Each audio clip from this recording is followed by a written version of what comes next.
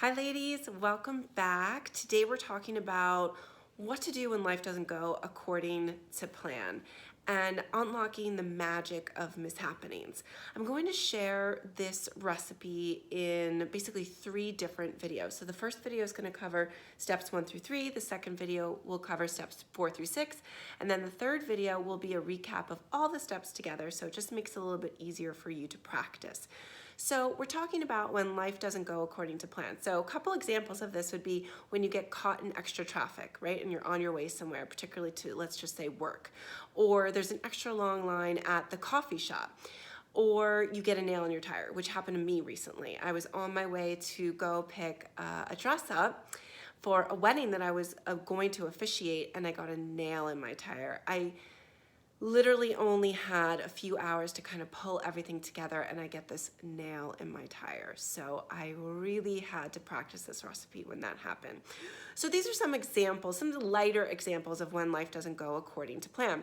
And I think it's fair to say that any one of us have experienced one of these situations, one of these moments, if you will, if not all of these situations. And usually at that moment when one of these things is happening, we are definitely thinking, oh my God, I do not have time for this right now. I have some really important stuff to do and I don't have time for this right now.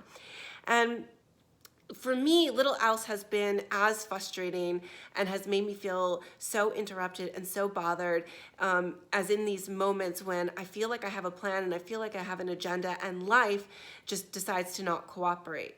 So my mind's determined to go in one direction, but it's like the universe is forcing me to go in a completely different direction. And I used to be, I would like to say I'm better at this now as a result of practicing this recipe, but I used to feel just completely interrupted and just very bothered when this would happen until I learned that these blips, so to speak, were actually happening for me, right? So until I learned that these mishappenings, as I like to call them, are happening usually for a good reason. So when the unexpected traffic happens, let's say, or you discover, like me, a nail in your tire, for example, it really can be and usually is nature's way of saying, listen, stop what you're doing right now.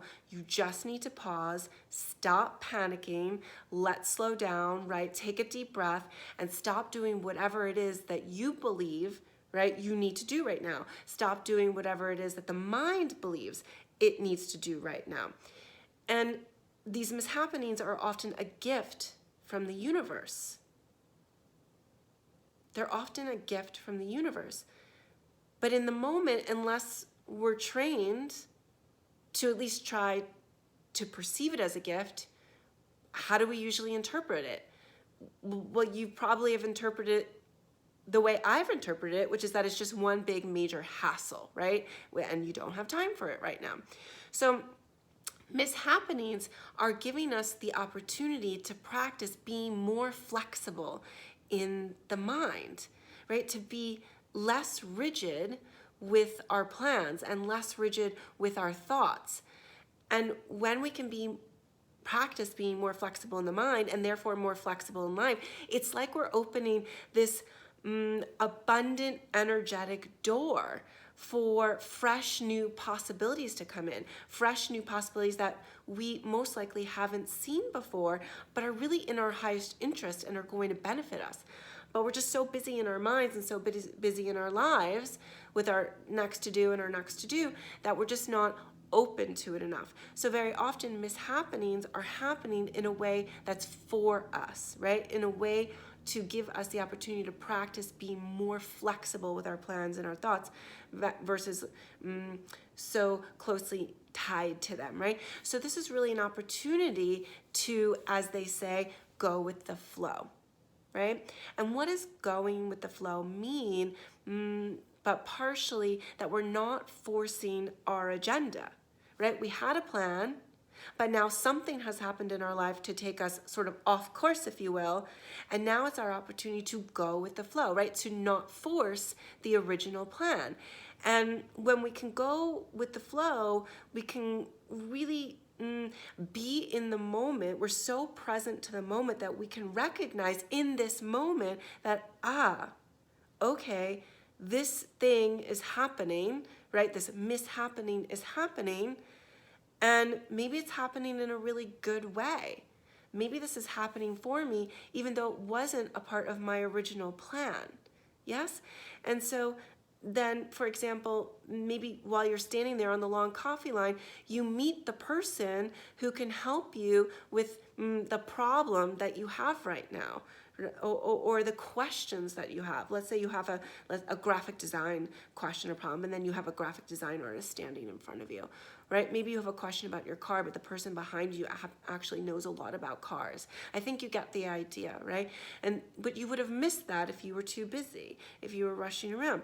So the small self wants to stay in control of what it wants to do, but life has so much more planned for us. It has such a grand plan for us, right? And wants so much more than what the small self wants for us.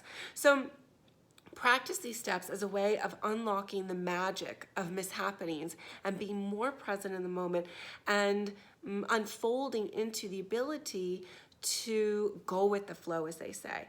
So these are steps 1 through 3, and then again next week I'll share steps 4 through 6. So step 1, as with most of these recipes, is simply to set the intention. Remember, the intention is your inner compass. Your intention is going to take you in the direction that you most desire for yourself.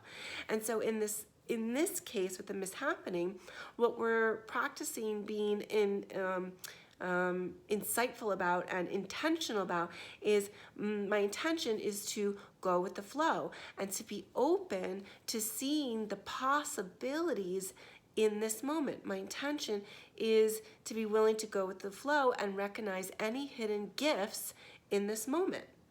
Yeah?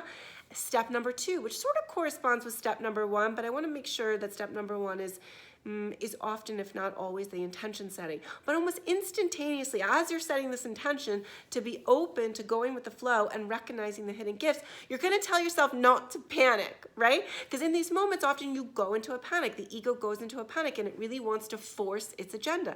So you're going to say to yourself, literally out loud, because it's going to be a command, stop panicking, right? Stop panicking. Sometimes will go, oh, Danielle, stop panicking. And it is like a command to self that you just calm down, which actually leads me to step number 3, which is simply then you can say to yourself either out loud or in your mind, okay, I'm just going to take a deep breath, and then actually take a deep breath, right? So deep breath in, deep breath out. Don't forget to take the breath. Okay, so step 1, set the intention. Step 2, tell yourself don't panic. Literally say it out loud so your psyche gets it. And step number 3, simply take a breath. Okay, they seem like simple steps, and they are, but so often we're not practicing them. And because we're not in the habit of practicing them, we're really rushing through our lives, feeling quite overwhelmed.